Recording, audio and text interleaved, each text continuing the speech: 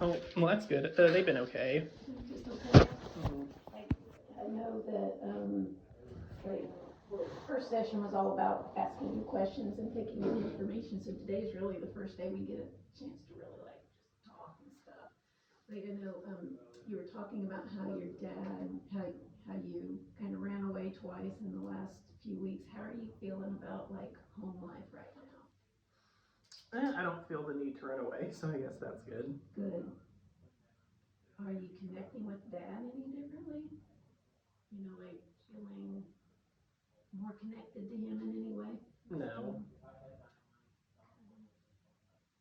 Did you brave the threat of checking your college blackboard? Yeah, I have an F in psychology and, Oh, and an no. algebra, but if I just, get to work and get those missing assignments, then I'll get back up to a good grade.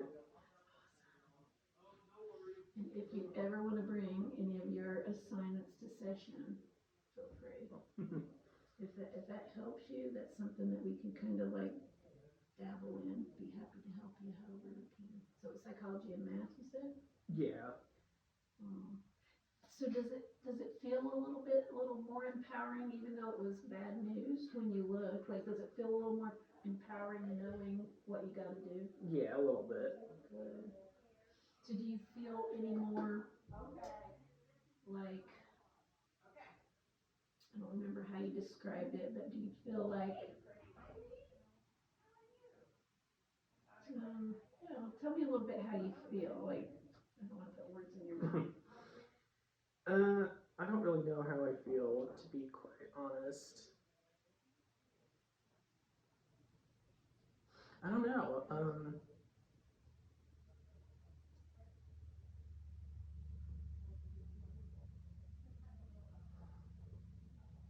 I don't know. It's just, Do you still feel a little overwhelmed by it all? yeah,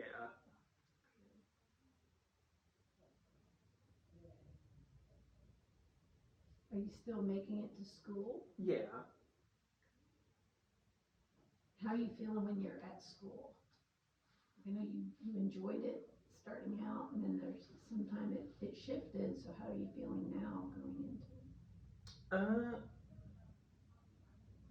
I just sit there and listen and wait for it to be over. Really? Do you Yeah. take notes?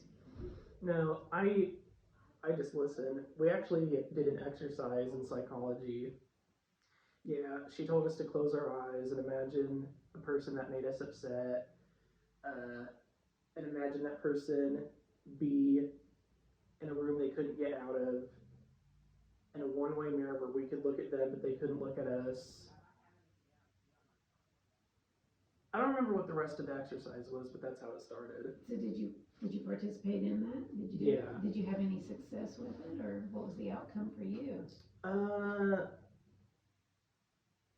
I don't think I did it right, because I don't know, I think I walked away from it feeling confused. But maybe I didn't do it right.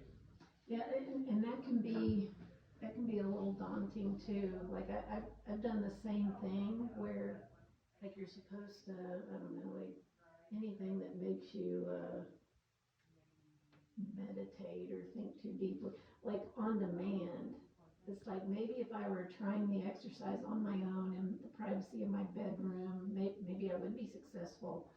But when it's like in a public area and I don't know that I can let go.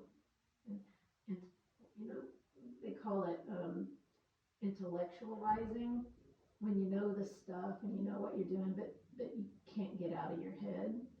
And that's not where the healing work happens, because we can know all the stuff, but it's like being in the discomfort of the feelings where the healing work happens. And like, yeah, but like trauma can make us intellectualizers because it's safe.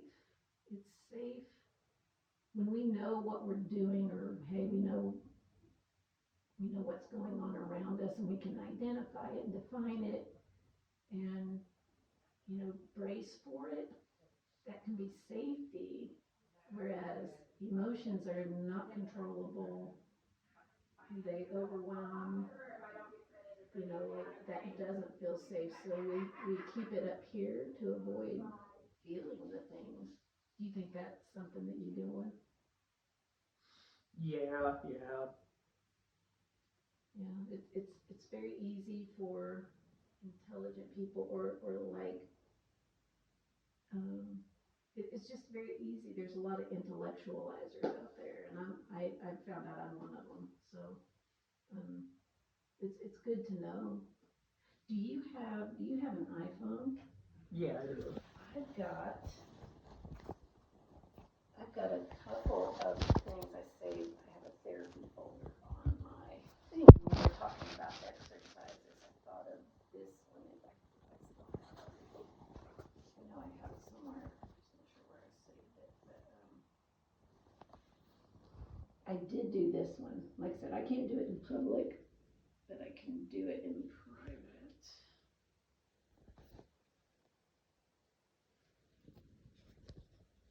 And I have a few other strategies too. I have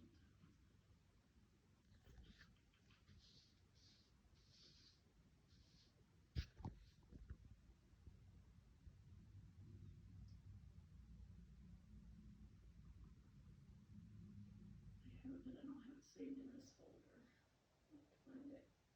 I'll have to find it for you. I want to eat up your time looking for it. Oh my gosh, I do that all the time with like trying to find something on Google, and it takes forever. Look at all the screen captures. Like I see something on social media and I'll screen capture it to write it down later. So it's not even meaningful pictures. It's like just screen captures of text. This one's about don't cite your trauma as an excuse to be a shitty partner. And then, so there's a couple of screens where it talks about do it scared, stop employing your partner as your sole source. Like, it's just stuff that I can use in therapy. So I could have stopped doing that. I don't want to take up personal space with work stuff. I see you brought a piece of paper with you. Yeah, I did that letter. You did? Yeah, from my mom. Tell me how it felt when you were doing it. Was it hard? Well, a little bit, because, she's not here, so I couldn't, I don't know, but I don't know, I wish she said something like this. She said something like this to my brother before she died. Oh, how does that feel that she said it to him? Well, he didn't block it out like I did. He didn't, I guess, run away like I did. He wanted to, I don't know. I guess he still tried to help. I was kind of done with it. I didn't know she was dying because I didn't talk to her. I guess I didn't let her say that to me. But he knew. So he was older than you, right? Yeah. How old were you when that happened? I was 19.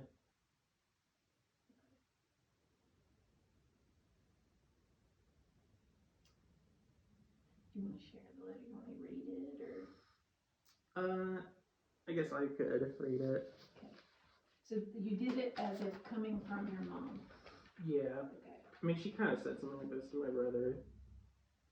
I'm sorry that I left you. I'm sorry that I stopped trying to be the mother that you needed. I'm sorry that I couldn't see how important I was to you, how you loved me so. You wanted me to take you to school, to the dentist, to the doctor instead of your dad or your grandmother. You wanted me to be there for every moment. Instead, you get a dad that is grumpy and rushed. I wish things could have been different. I wish we could have stayed on Harvard Drive for eternity. I wish you could be with me in heaven. That's beautiful. What would that mean for you to hear her?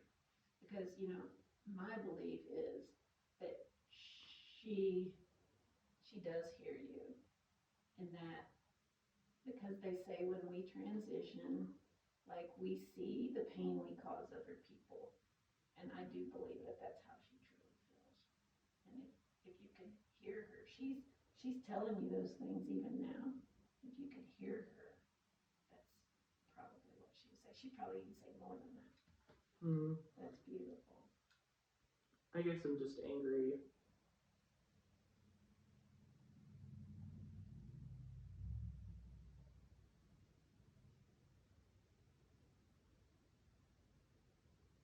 Because I don't know what to do now.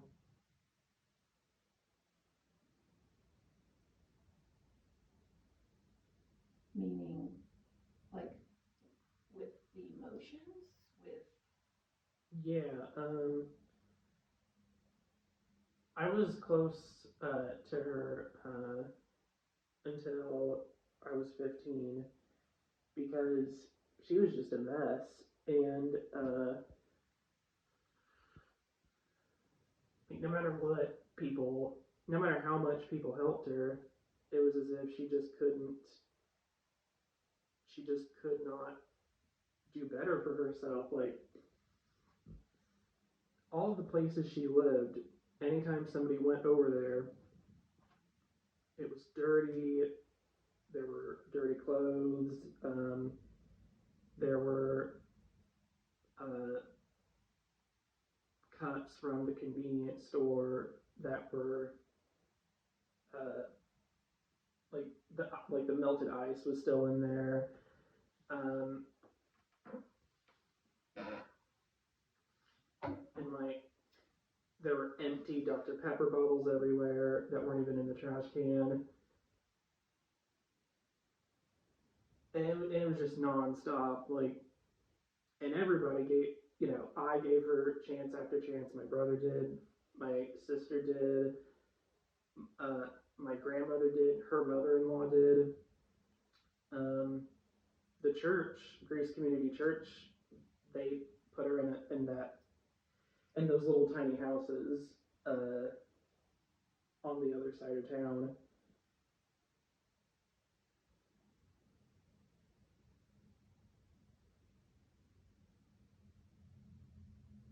I don't know. She just. You feel like she gave up? Oh yeah, definitely. And nobody could make her wake up. I couldn't. My sister couldn't. My brother couldn't. Nobody could. To be honest, I don't think she really wanted to hear from us. I think maybe she wanted to hear from her mother or her father. Were they already gone? No, they're still here. I don't know where her father is. What do you think was unsaid, or like, tell me a little bit about what you know about that relationship. What was going on? Well, she told me that she was looking for her father when I was 15. She said that he up and left when she was a few years old.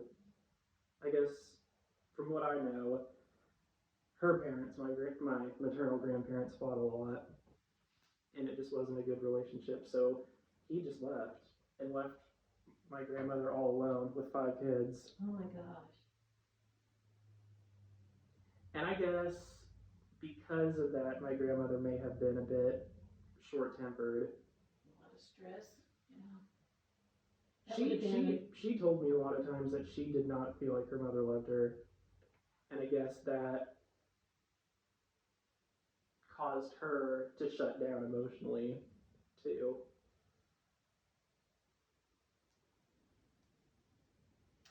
You know what? That's a powerful thing to know, because there is, the book's called The Emotion Code, but that's also a method that is, like, it's been life-changing for me. So to understand that your mother felt that way, like, there's no way you didn't inherit some of that too. Well, when you think about it, you were part of your mother when she was being carried, by your grandmother, because of her. Women have their eggs in their when they're born, when they're in the womb and whatever. emotion, we inherit, and like it imprints in our genes, so to speak. So it would make sense, not just your physical experience in life, that you would feel that way, like your mother inherited that emotion from your grandmother. Like, how are you going to feel when your partner leaves and with 5 kids? And you know, maybe there's another story a generation or two back that we literally inherit the same emotion or carry it with us and we don't even know it. We can feel rejected from what our mother felt when she was carrying us. And I feel bad about that, because if that's true, like my firstborn, she came at a very inopportune time and I wasn't ready for it. And so like I worried and I stressed and I went through depression and things like that. And like it hurts my heart to know how that can carry on with her or affect her. And she's had her own health problems, and you know, like emotions and our thoughts can play a role in our health. Like our body keeps the score.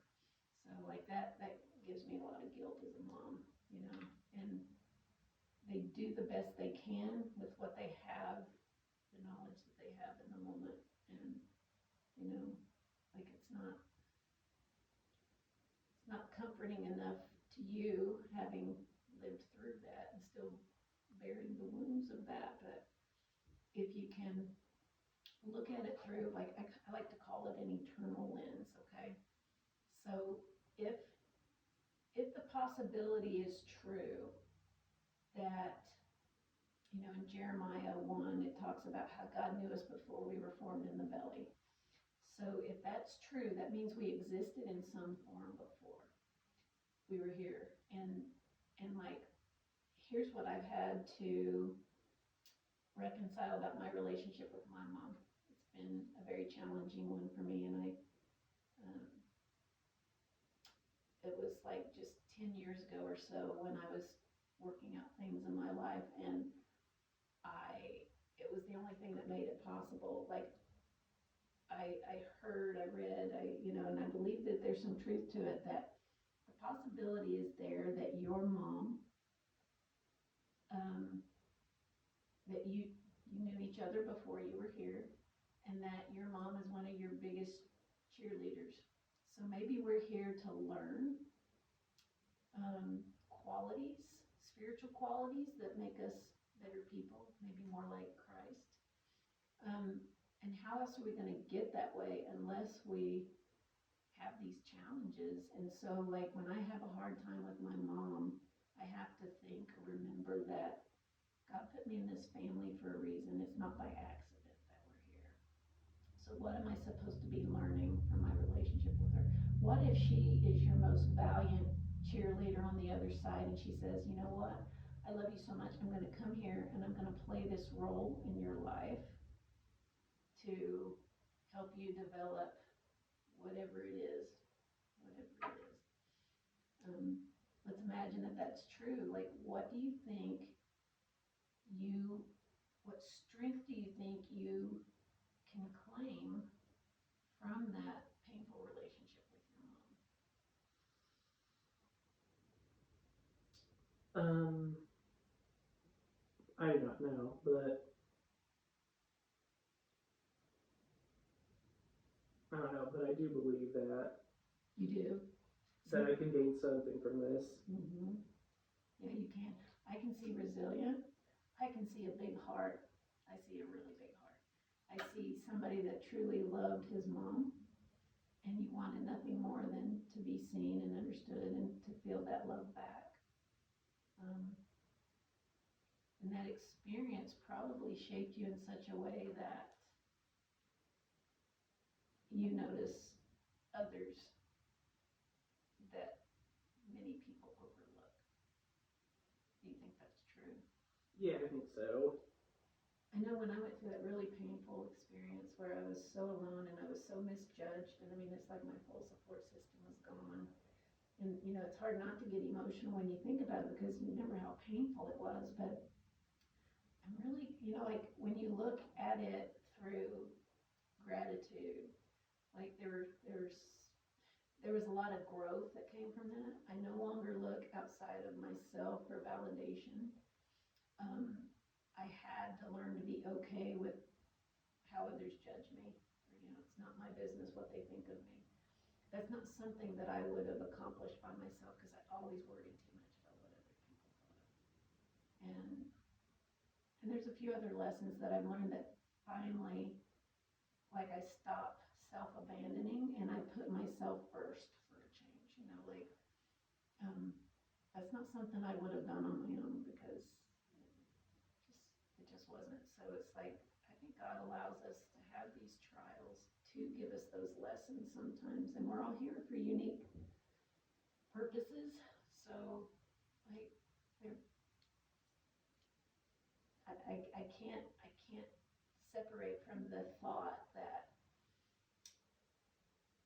as painful as it was, that your mom's presence in your life had purpose, and you have purpose. Like on the other side of all this pain, this feeling of being lost, like there's this whole new understanding for you that, and it's sad that we can't learn it any other way. Like, why can't we just learn the thing? Like, we have to experience it. And think about Christ. Like, how unfair was his whole life and unjust. Like, he didn't deserve any of that. And look how he got misjudged. He got abused. He got, like, our stories don't even compare to some of the things that he went through. And like, if he's so perfect, he didn't deserve any of that. And like his growth came through that too. I don't know, like, only he can kind of nurture us through it. No one truly knows what we're going through except that. And when we don't have that, it's sometimes hard to believe it, or hard to feel close, or hard to feel that you're worthy of that kind of love. I struggle with that too.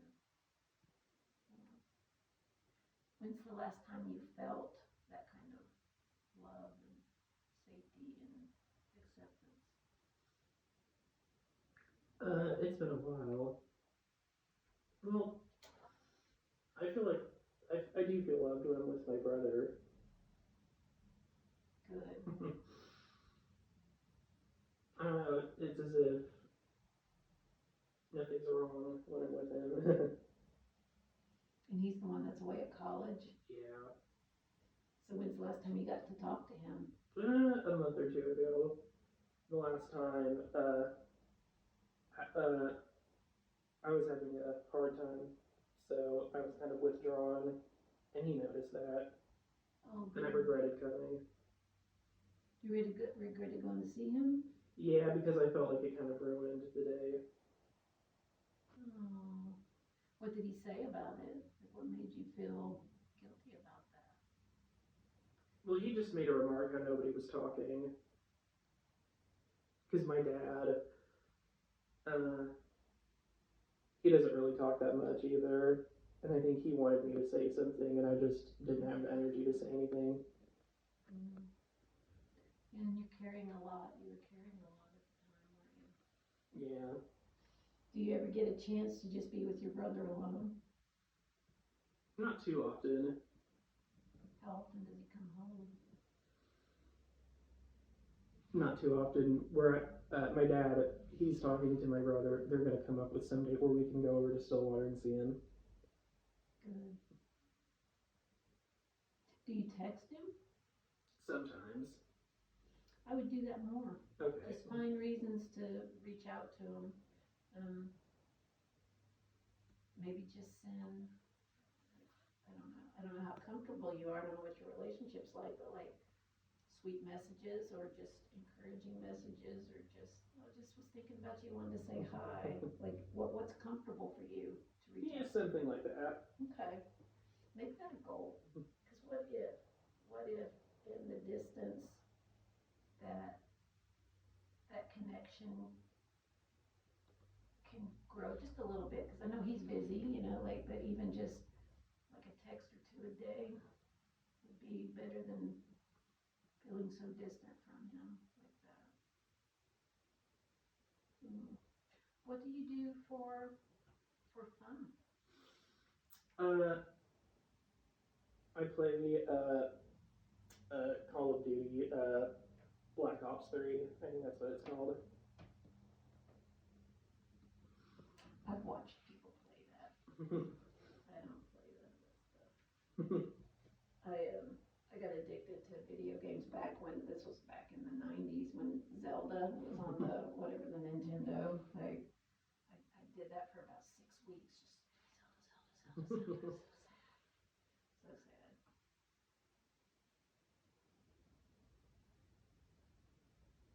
What else? I know you have to have hobbies.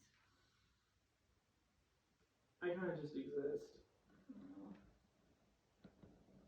I would like to go to church more, but I was going to on Tuesday morning. But What keeps you from going? well, when I woke up that morning, I was tired. Yeah. You talk yourself out of it. Yeah, and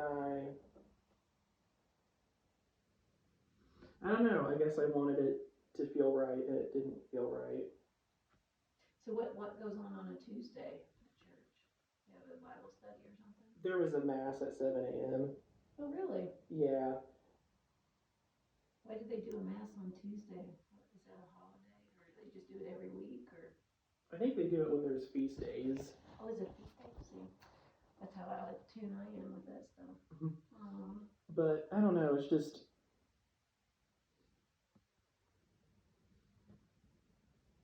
I don't know. Like I don't know why I was putting it off. Like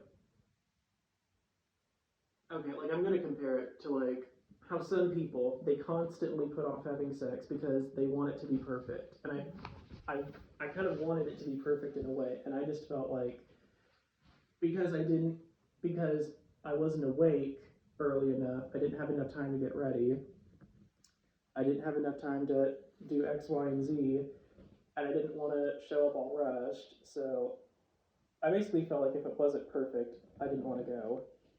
You know, that's a very, very common thing, that perfectionism that gets in the way of truly living. Like, it's common with ADHD because that's something that we work on, but it's also linked to anxiety, you know, that perfectionism. Well, if I can't do it just right, I'm not going to start, or like we really fall, everyone's going to fall short of perfection. There's no such thing, is there?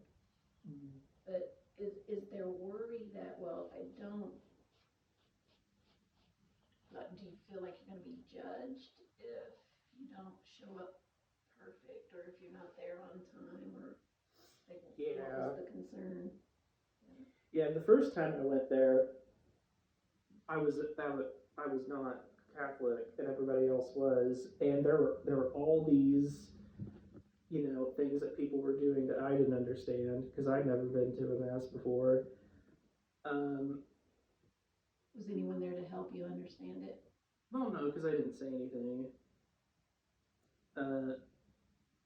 Okay, first, before people take a seat, you know, it's been a while, but I think there was a statue of Jesus and a statue of Mary, and they kneel to both of them, and they do the cross before they sit down, and I didn't know that. I was not familiar with that. And I got there early, and I guess when people get there early, they take that early time to pray the rosary, and it's very long, and I didn't know that. So yeah, and they stand and then they sit, and then they stand and then they sit. So that didn't really make. I was kind of caught off guard by that because in the church that I go to, we stand for 4 songs at once and then we sit down. But they kind of I guess integrate that more. Like they have one song and then they sit, and then they have another song and then they sit. So I was not used to that. So yeah, I don't know. It was nice. The homily, or I guess what they would call a sermon, that was really nice. And I enjoyed that part. But I don't know. I did kind of feel like I don't really know if I'm supposed to. It did. I don't know. It did feel weird because I did feel like I was a new student in a way. Like I was a new kid in a way. Yeah, and it can make you really kind of uncomfortable and you don't want to mess up. Mm-hmm. Well, and that makes sense of that perfectionism, like waking up late, like, oh, if I come in late, then, or, like, if I don't show up just right, you're gonna get attention, and then if you don't look just right, or, like, if you don't wanna disturb anything, that makes sense. Um, is that something, I know you mentioned that you did feel something when you visited the Catholic Church. Tell me a little more about that, like, what do you feel when you're there? Oh, I got an extra Pepsi. Would you like it? Oh, I don't like Pepsi. You don't like Pepsi? Dang it. Can't find that to give it to anybody. They gave it to me by mistake. Let me get you some water. Yeah, that would be good. Thank you. I need to keep some in here.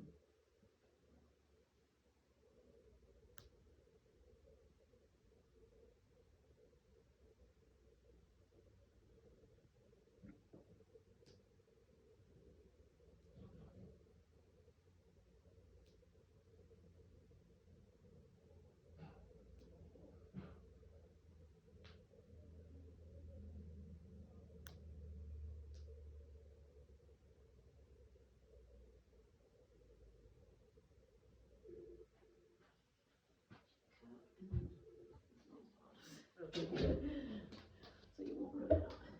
I wish I had something in that cup that you like, because I'm trying to get that thing away. I know I'm here. I'm almost here, drink soda. Anyway, I was looking for a more traditional, I guess, denomination because I don't know. I guess you get tired of going to the same church all your life. So you feel like you're looking for something deeper, or like a deeper connection, or something. yeah, and I did feel that at St. John's.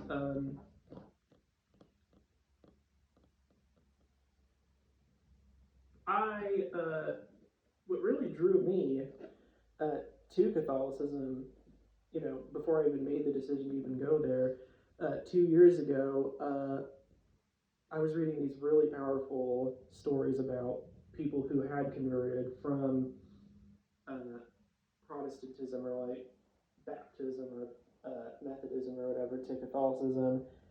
And the thing that struck me is they all did it really later in life.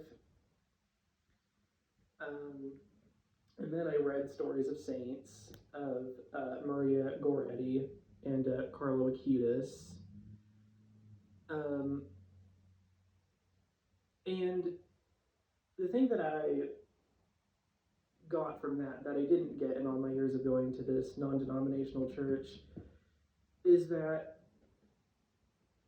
I understood what Protestants get wrong about Jesus, is that the way it was always explained to me is all these other things are a distraction, like, Mary's a distraction, the Pope is a distraction, these saints are a distraction, these rituals are a distraction.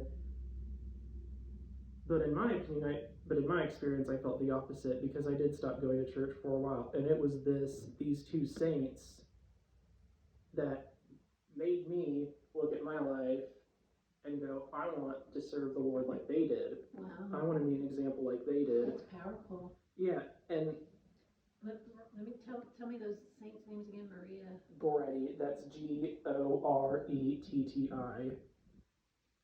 And then what was the other one? Carlo. Acutis. Acutis. Okay, I have to look those up. I never heard of them. Well, it was really, really powerful. And when I read those stories, it made me want to go back to church. And isn't that the truth though? Like we look at people and how awesome when they're people, like live people in front of us, and like those people, their example is memorialized or whatever. And there are people out there in this world that are just like them, going through those things. And so, like, it's beautiful that somebody's testimony, somebody's life inspired you to want, you desire for that same thing. Mm-hmm. That's so cool. And when I went to the Mass, what I really did love is that there is a greater community, because on paper, I thought, there's nothing, because what Protestant churches, at least in my experience of going to all these churches in my life, they stress having an individual relationship with Jesus, and on paper there's nothing wrong with that, but in my experience, it's easy to stray away from Jesus without humans on this earth to get you back to Jesus, and that, I think, is what was missing in my life, and that was what I found in reading these saints. When I read these saints, I didn't think, oh, they're God, I want to follow them. No, it was... No, their testimony. Yeah, and it was... Example. They were such good and faithful servants of the Lord that I could never have been before, and they made me want to serve the Lord in a better way, in a way that I didn't before. Like, they were pointing to Jesus. They were not pointing to themselves. They were pointing to Jesus. And it was just like, wow, like, I really got to see for myself that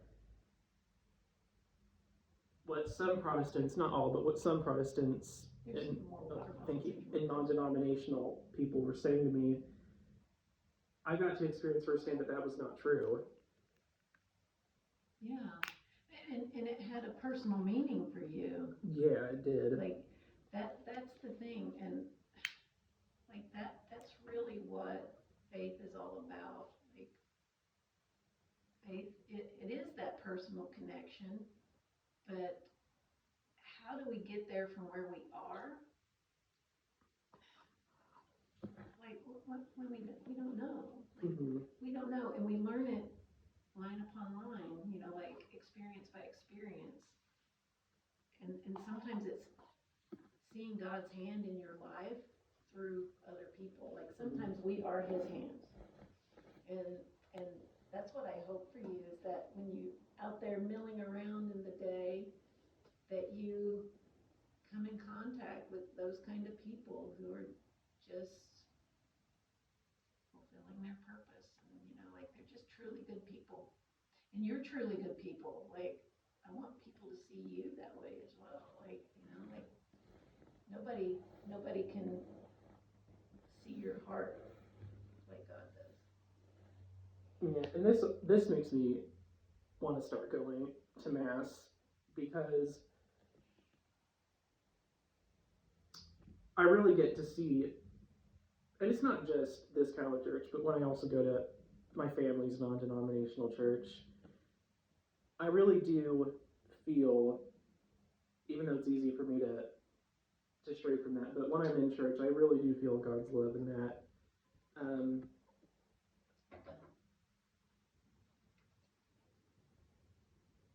That He loves me, and that He wants me to go to church. It's just the devil that makes me want to feel that I'm not good. Exactly. That I'm unwanted, that I've messed up too much, that God doesn't love me anymore, that I've irritated Him too much, or that I've pushed Him away, and that I've dug a pit so deep that He can't get me out of it, or that He doesn't want to get me out of it. I will think those things, and I really do need to just banish those thoughts. And I did get a rosary a couple days ago, and I did tell myself, as soon as I get it, I'm going to start praying it. But I didn't, because I wanted it to be perfect, and I really do need to let that go. Yes, let that go. Let that go. Let the perfection go, because He wants you in your messy self. He just wants you turning to Him. And that's one thing that I actually do still like about the non-denominational church that my family goes to, is that they did tell people, even if your hair is messy and frizzy, or you didn't brush your teeth, you didn't have enough time to brush your teeth or put on cologne or anything, like God wants you to come here, even if you're a little bit late. Like if you're coming here, that's good enough. Just showing up. And there's truth in that, but if you don't feel connected, like, I mean, yeah, showing up is important, but like feeling connected to those people, because we can all say words, right?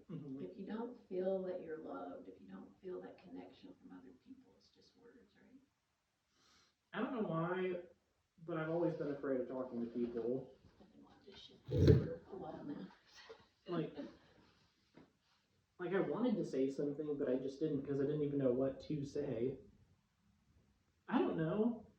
The worst thing that could happen, I don't know. It's like, I don't know. I just can't prepare for someone not liking me. I don't know. It's just, I don't know. Like I picture myself asking somebody something and then them being repulsed by me. And I'd rather not risk that. Take the risk, yeah. And we call that like, rejection sensitive dysphoria can be a thing for us. And it's like where we perceive rejection, it's a very painful thing. And then there's rejection wounds or abandonment wounds, like no one wants to be rejected. But like, if we can lose the fear of that, then like, so what? But, and what's weird is that no one's ever said anything like that to me. Like, okay, when I was in algebra, I was there early, and there was another kid there were two other people that were there earlier that got there before I was. And I thought somebody was talking to me. They weren't, but I thought they were. And I talked back to them, and they went along with it. They didn't say anything. So, how did you figure out it wasn't? Well, when I went home, I remembered that when I turned to them, they returned to someone else. But by the time I turned to them, I had already started speaking. And I said something to the effect of, because they were talking about how they weren't ready for this test, and I said, well, I'm not either, or something along those lines. And I don't remember what they said, but we kind of bonded in that moment over that. Yeah.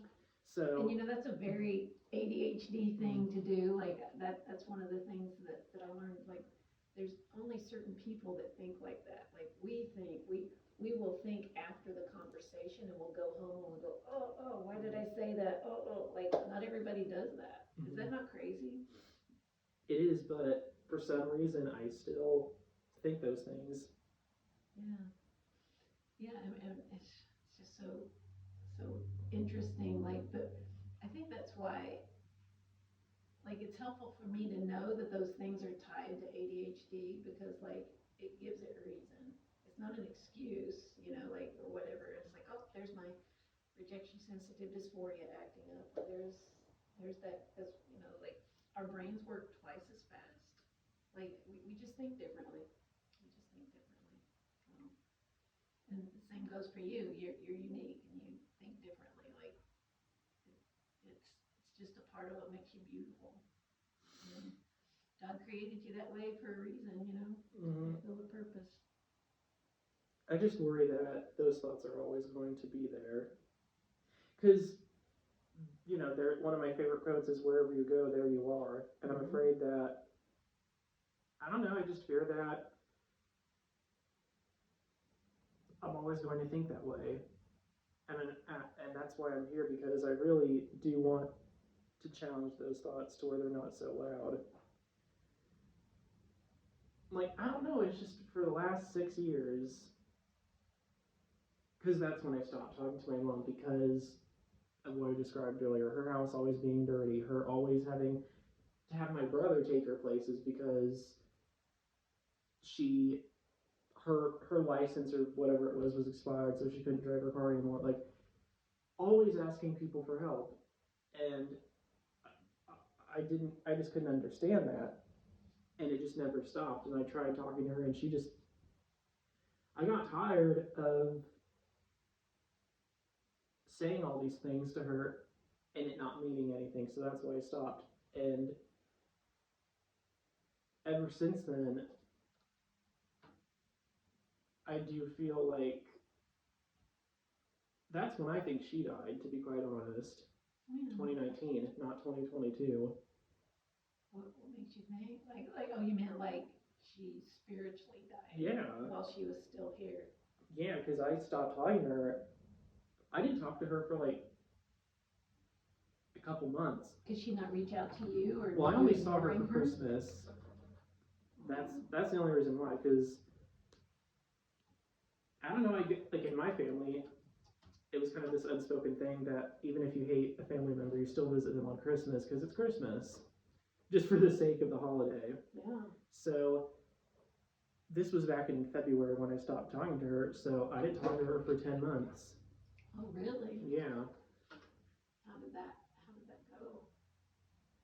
Like, well, you think that I basically part of what hurt?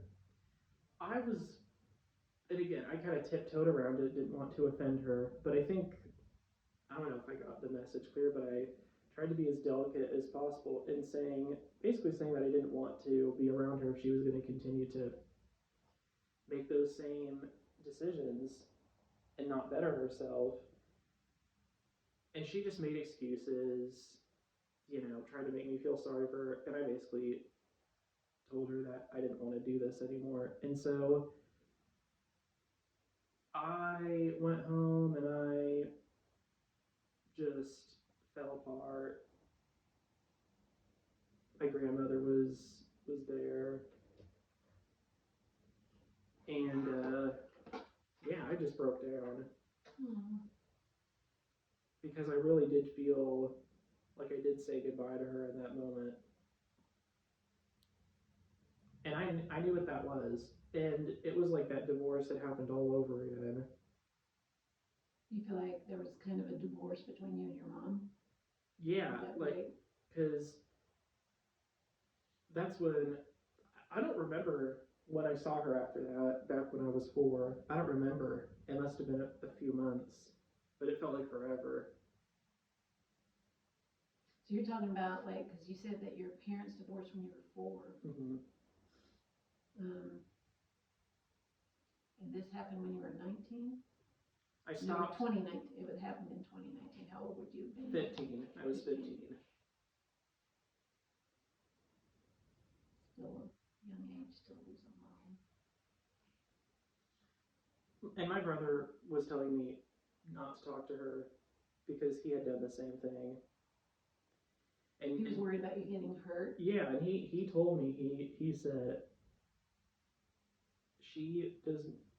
nothing's going to get through to her. I tried, her boyfriend tried, and she loved him. He was a good man, but he got tired of it too. We all did.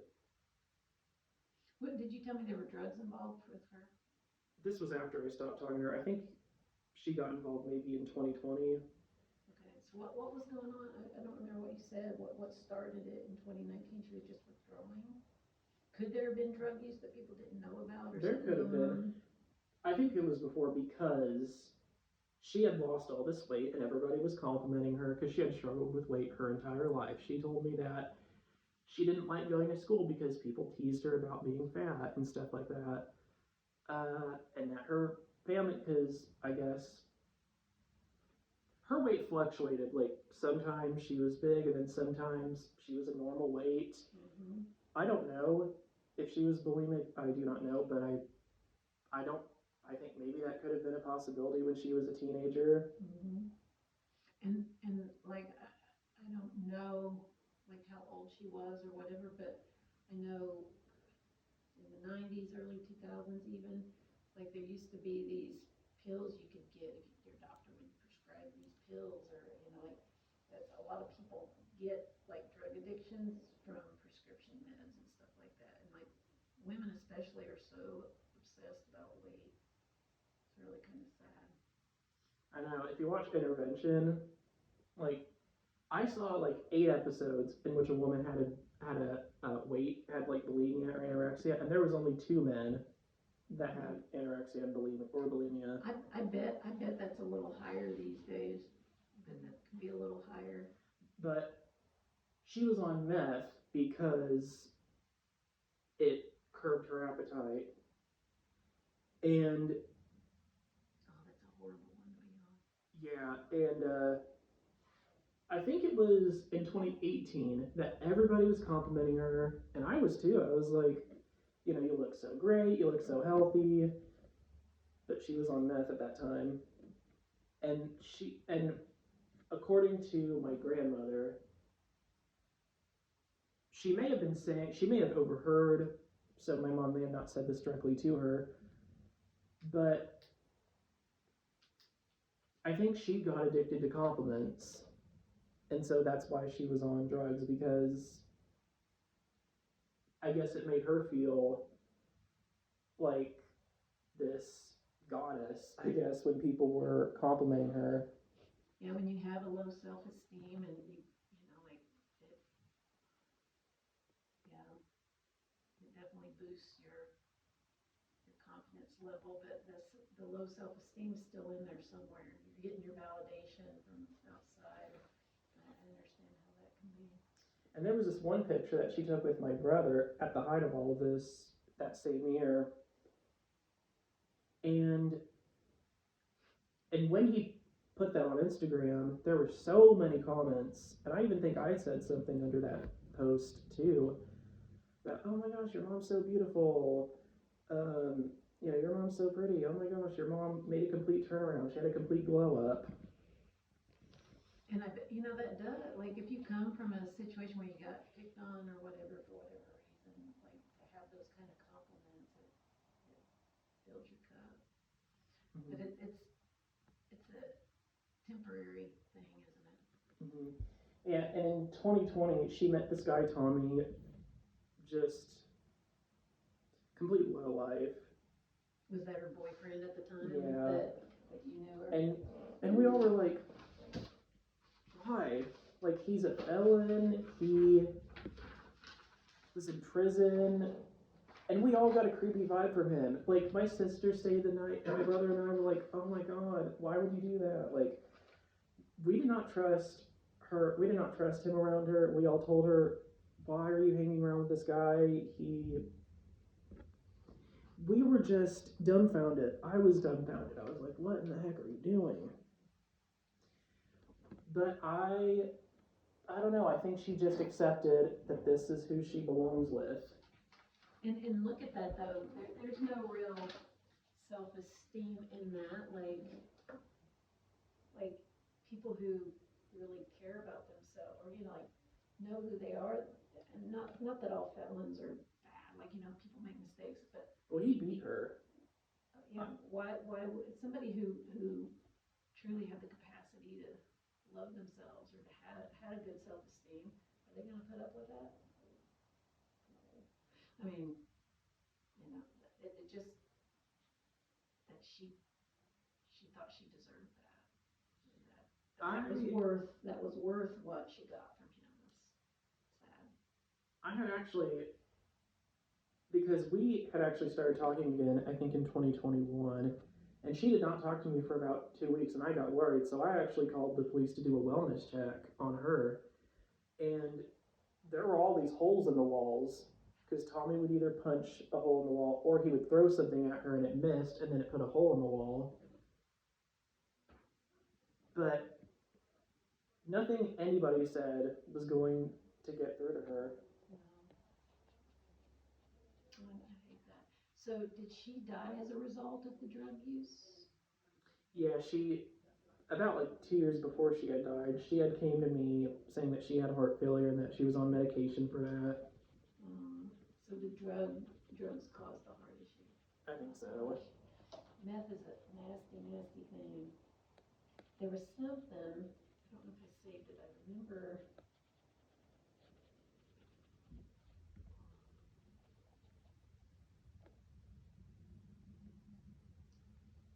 was a little video clip that I was thinking of you once. It was talking about, it was talking about the first step in healing is identity. And I didn't. I thought I took a screen capture of it, but I didn't. Yeah, the things that are really helpful in session, I don't take screen captures of, but I've got 12 of this guy because he's got little statements underneath him that I was trying to document. But she drew it out as like a step, you know, like they were big steps. And the first one was something about identity.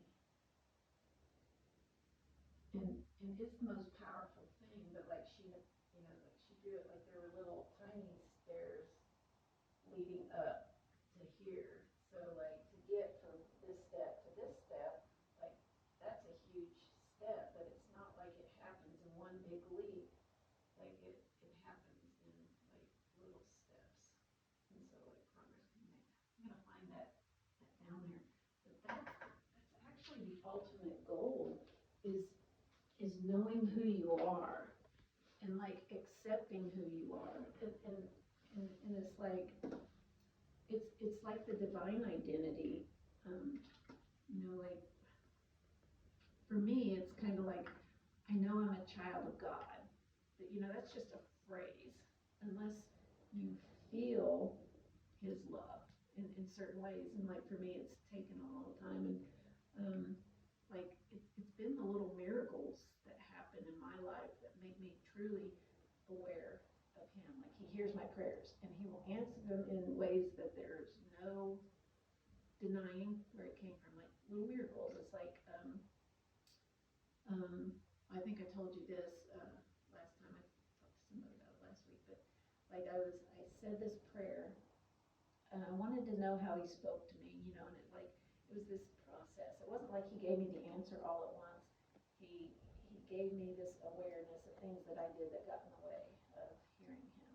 And then, you know, other things like following promptings, and that led to other like awareness, like, oh, okay, so I got that prompting and this is how that turned out. It played a role in someone else's life. So it's like this long series of things that unfolded. And the most powerful thing that happened is my colleague came up to me at work and she said, Toni, I had a dream about you. And she told me her dream, and I'll be darned if that wasn't the answer to one of my prayers and basically what I got from that dream was focus on the truth of every situation. Because if we focus on the truth of every situation, we don't get into the emotions, we don't, like, it's easier to remember who you are, and truth is safe space. Like, truly, Jesus Christ is the spirit of truth. If you're a spiritual person, like, truth is a safe space. And when you come from trauma, even ugly truth is better than a pretty lie. Like, you know where you stand, and you don't have to guess. And so there's safety in that. And so, like, how that unfolded for me was that, like, when someone would say something hurtful, you know, like, instead of getting in my emotions about it, I'd be like, if that's true, then they don't belong with me.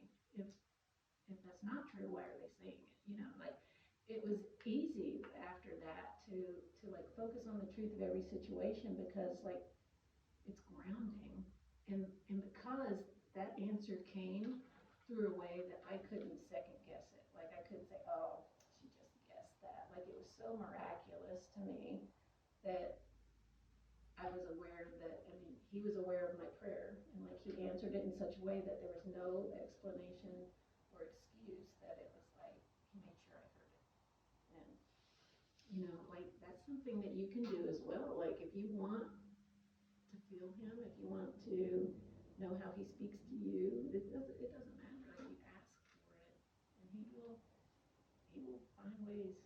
You know, like sometimes I look back and I think, you know, he's probably showed me a bazillion times before I was aware. Like, you know, there are things that I overlooked or just assumed or whatever, and I felt really, really bad after I had that full awareness. Like he does hear me. And it's like he's probably answered my prayers so many times that I just didn't see it that way. Like maybe it wasn't answered in the way that I was expecting, so I didn't know